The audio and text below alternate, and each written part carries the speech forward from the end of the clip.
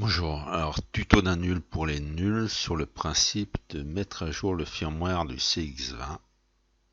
Donc nous allons commencer sur la base que bien sûr c'est la première connexion, première mise à jour. Donc ce qu'il faut c'est avoir téléchargé Mission Planner sur la dernière version. Donc on va commencer, je vais le faire en même temps. Ce qu'on va faire, c'est mettre la batterie dans le CX. Alors moi perso, j'ai pas le CX puisque je l'ai démonté, je suis branché sur la PM. Donc vous mettez la batterie dans le CX, vous attendez les petits bip bip moteurs. Une fois que c'est fait, vous prenez le câble USB, vous branchez l'USB sur le CX. Vous prenez votre prise USB, vous la branchez sur le PC. Donc là va s'installer un pilote qui se retrouve ici sur Windows 7. Chez moi, il a déjà été reconnu, donc le pilote est déjà installé. J'ai pas l'info comme quoi ça s'installe. Alors parfois il faut être un peu patient, hein, qu'il recherche mise à jour sur le net ou pas. Enfin bref. Donc, alors, il est important quand même de mettre d'avoir téléchargé Mission Planner avant de se connecter. Parce que Mission Planner installe des pilotes FDTI, enfin bref, pour pouvoir justement installer le pilote par après. Donc une fois que vous dites que le pilote est installé, on va vite contrôler le port COM qui a été attribué. Donc on va dans paramètres, pas notre configuration, système gestionnaire de périphériques. Donc là on a les ports COM, donc Arduino Mega 2560, c'est celui du CX. Donc moi je suis en COM5, ça ne veut pas dire que vous êtes en COM5, ça peut être un autre port COM. Donc il faut juste retenir COM5 au cas où c'est Mission Planner, on ne veut pas le reconnaître, mais en théorie ça va tout seul. Donc là on peut fermer. Bon, maintenant on va ouvrir Mission Planner. Donc Mission Planner, je l'ouvre. Donc là la dernière version actuelle est le 1.3.37. Donc une fois connecté, donc on va monter en haut à droite là, et donc là, bon ben moi c'est comme ça, on voit bien que Arduino Mega reconnaît bien le. Si jamais ça ne devait pas apparaître, essayez en auto. Vous devez être, lorsque vous êtes en USB, vous devez être connecté en 115200. Donc là, Arduino COM5, connecté. Hein, si vous aviez le 20, bah vous mettez 20. Donc là, il se connecte, il va lire les infos. Une fois que les infos sont, on peut voir donc qu'il est bien connecté. J'ai un peu, ça bouge. Donc là, on peut voir en haut sur votre barre du haut Mission Planner 1.3.37 Build. Donc c'est la version du logiciel Mission Planner avec sa sous-version. Et après la connexion, vous avez Arducopter qui s'est installé avec la version du firmware que vous avez installé. Donc chez moi c'est la 3.1.5, vous avez peut-être la 3.1.2, vous avez peut-être la 3.2.1, ça ne pose pas de problème. Donc là on va passer sur une installation du firmware custom pour pouvoir utiliser la télémétrie ultérieurement. Parce que bon voilà.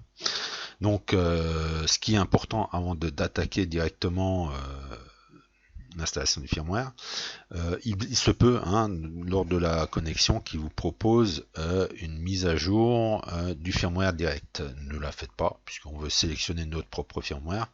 Donc pour ça, il suffit de cliquer là sur la petite croix rouge qui est sur le petit carré en haut à droite, si elle apparaît. Donc de là, nous, ce qu'on doit commencer avant l'installation du firmware, c'est sauvegarder les paramètres qui sont d'origine sur le CX, enfin sur l'APM du CX.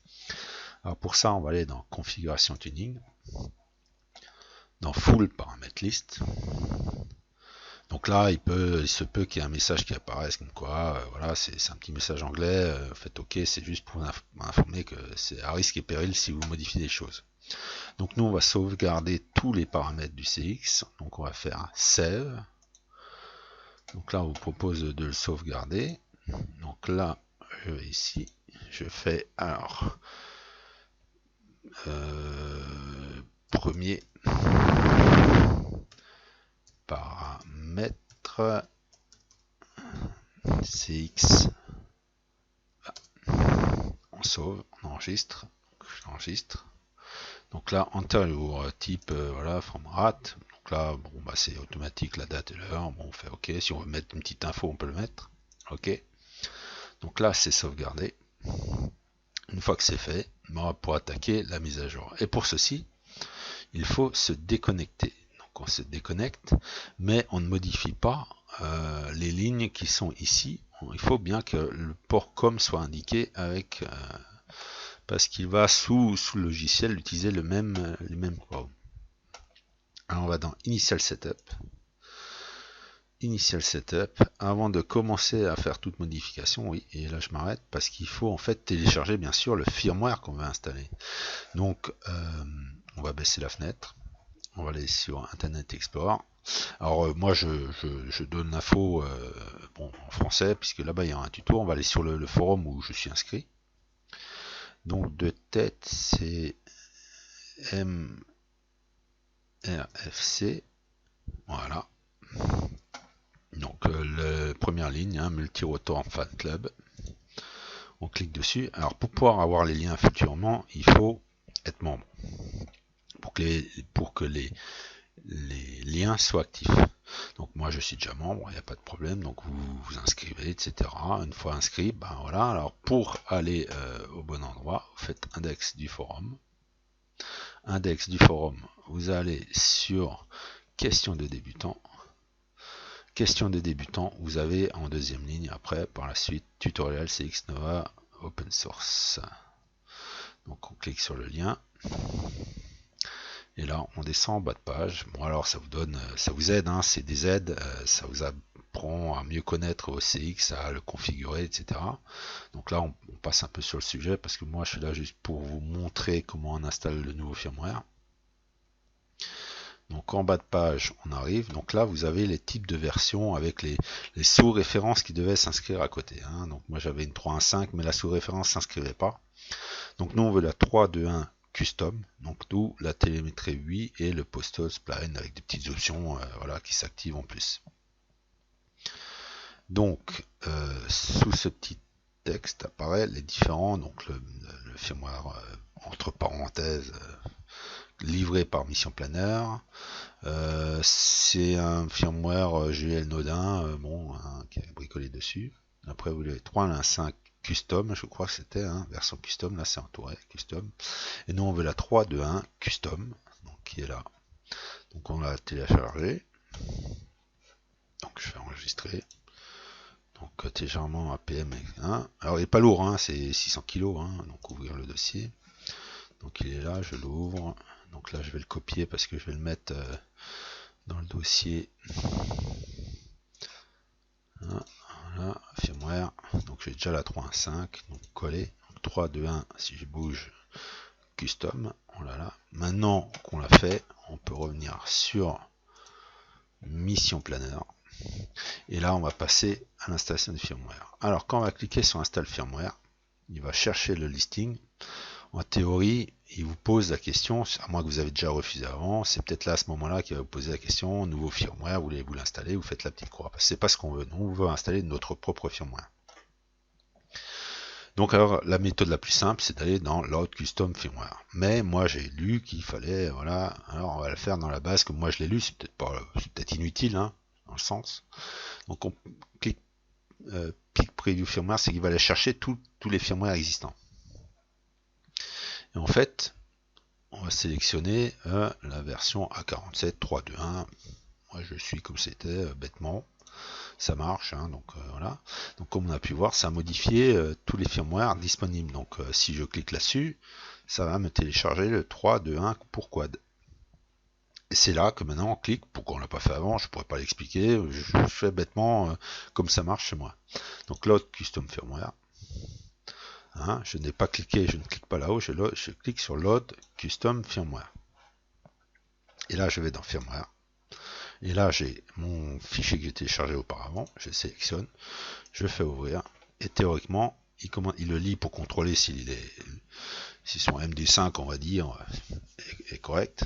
Maintenant qu'il est correct, il va l'envoyer dans l'APM. Donc là il le télécharge. Donc là c'est pas rapide, hein.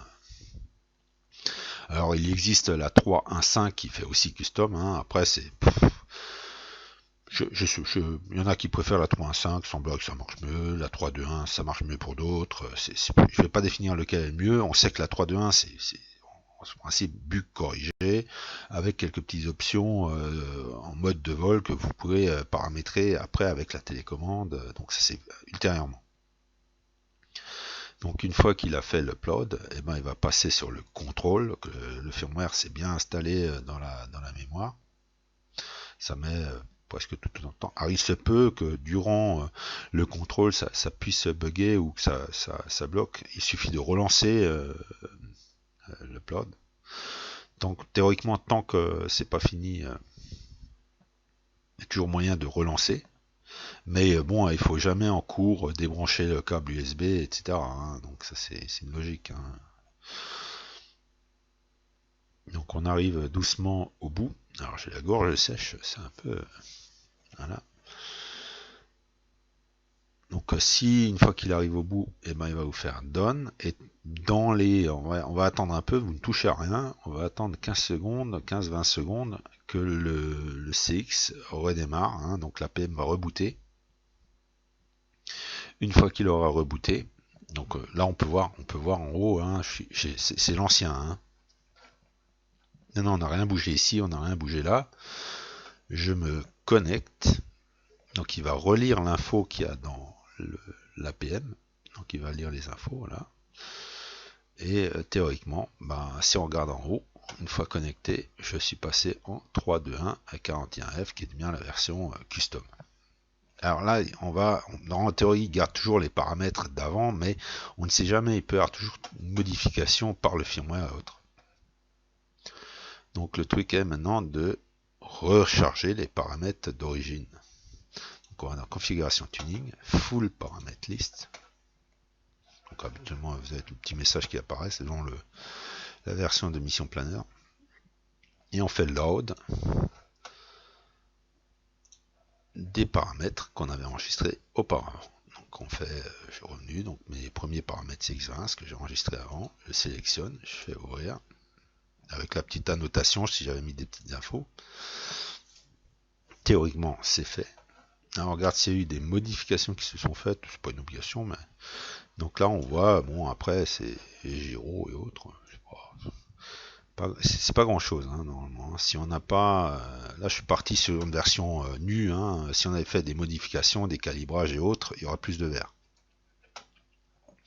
Donc une fois que c'est fait, eh ben, il faut dire, je les écris maintenant. J'écris la modification, puisque le load c'est une modification, donc je fais write paramètres, et donc théoriquement, là il est en train d'écrire sur le CX20 les données, donc on va attendre quelques secondes. Et une fois que ceci est fait, tout ce qu'il y a à faire, c'est déconnecter par étapes. Donc ne jamais déconnecter le CX de lui, enfin l'USB du truc tant qu'on n'a pas du PC, tant qu'on n'a pas déconnecté de Mission Planner.